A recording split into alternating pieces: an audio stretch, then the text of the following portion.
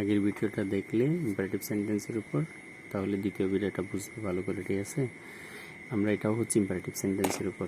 সাধারণত একটা assertive sentence যখন সেকেন্ড পারসন দিয়ে কোনো একটা অ্যাসারেটিভ সেন্টেন্স শুরু হয়, তখন সেটাকে ইম্পারেটিভ করার সময় আমরা ভারব থেকে বাকি অংশটা লিখে দিতে গেছে।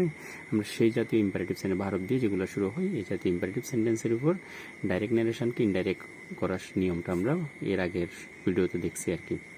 আর এখন দেখব যে আমরা যখন একটা অ্যাসারেটিভ সেন্টেন্সে ফার্স্ট পারসন থার্ড পারসন এই জাতীয় থাকে, তখন সেটাকেই ইম্পারেটিভ করার সময় লেট দিয়ে করতে হয়। ঠিক আছে, এরকম লেট যুক্ত ইম্পারেটিভ সেন্টেন্স যদি আমাদের রিপোর্টেড স্পিচে থাকে, তাহলে আমরা কিভাবে করব।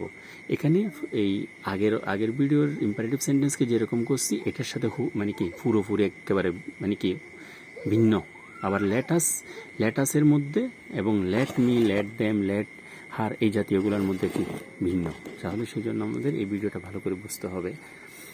তাহলে যদি একটা ইম্পারেটিভ সেন্টেন্সের মধ্যে যদি রিপোর্টেড স্পিচের মধ্যে যদি লেটাস থাকে, তাহলে আমাদের দেখো she said to me let us go বা লেটস গো।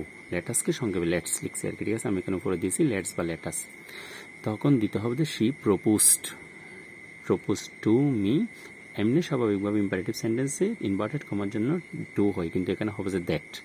ঠিক আছে, তাহলে লেটাস এখানে দেখার সাথে সাথে এখানে কি দিতে হবে, সি মানে কি প্রপোজ টু মি আছে সেজন্য মি দিছি দ্যাট। তারপর এখানে দেখো উই দিব নাকি দেয় দিব, এটা ডিপেন্ড করবে যে আমাদের সাবজেক্ট এবং অবজেক্ট, অর্থাৎ reporting subject of the reporting verb এবং object of the reporting verb, এই দুইটার মধ্যে যদি আমি থাকি, এখানে হয় আই থাকবে, নাহলে এখানে মি থাকবে, তখন এখানে উই দিতে পারো। যদি আমি না থাকি, তাহলে এখানে কি দিতে হবে, দেয় দিতে হবে। আর শুট এটা অবশ্যই দিতে হবে, উই শুট, তারপর কি গো।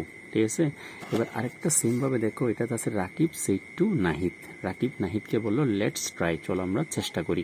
তাহলে রাকিব ওই আবার প্রপোজ টু, কেন এখানে লেটস আছে মানে এখানে প্রপোজ টু বসাতে হবে।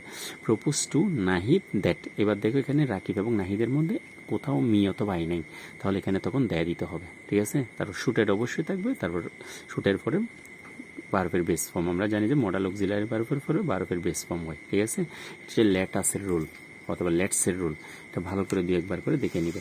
এবার দেখো যদি লেটস না থেকে কি থাকে, যদি লেটস না থেকে let me, let her, let them, let এই জাতীয় যদি থাকে, তখন আমাদেরকে দেখো শি সেড টু মি, সে আমাকে বলেছিল লেট মি গো, আমাকে যেতে দাও। তাহলে দেখো শি টোল্ড, এখানে টোল্ড হবে, টোল্ড মি দ্যাট, এখানে দ্যাট হবে। ঠিক আছে, দ্যাট। এই যেখানে মি আছে না, মি এটাকে কোথায় দেখবো, শি। এই মিটা কার জন্য বসছে, মি মানে এখানে কাকে বোঝাচ্ছে, আমাকে। তো এটা ফার্স্ট পারসন, আমি ফার্স্টে দেখছি, এখানে শি আছে না, শি এটা এখানে আনবো। তাহলে শি একটা দিকে মাইট দিতে হবে, অথবা মাইট বি অ্যালাউড টু। আমরা লম্বাটা লিখবো না, আমরা মাইট লিখবো, মাইট গো। এটাও মডাল অক্সিলারি ভার্ব। মে ভার্বের ফার্স্ট ফর্ম হচ্ছে মাইট। মে এবং মাইট দুইটাই হচ্ছে মডাল অক্সিলারি ভার্ব, 12 প্রকারের মধ্যে আছে। তারপর দেখো হি সেড টু হার, সে আমাকে বলেছিল কি লেট মি শো, আমাকে দেখাতে দাও। তাহলে হি টোল্ড হার দ্যাট, এই যে মি এটা ফার্স্ট পারসন, ফার্স্টে দেখছি হি আছে। ঠিক আছে, তাহলে হি বসাইছি, আবার মাইট দিছি, মাইট শো। ঠিক আছে, এটা হচ্ছে লেট মি, হার, দেম, হিম এই জাতীয় এটার রুল। আর একটা দিচ্ছে এটা হচ্ছে লেটাসের রুল। এই দুটোটা রুলসের উপর তোমরা ভালো করে দেখে নিবে। আমি কয়েকটা এক্সাম্পল দিব, সেগুলোও কি ভালো করে নিবে, হচ্ছে কথা।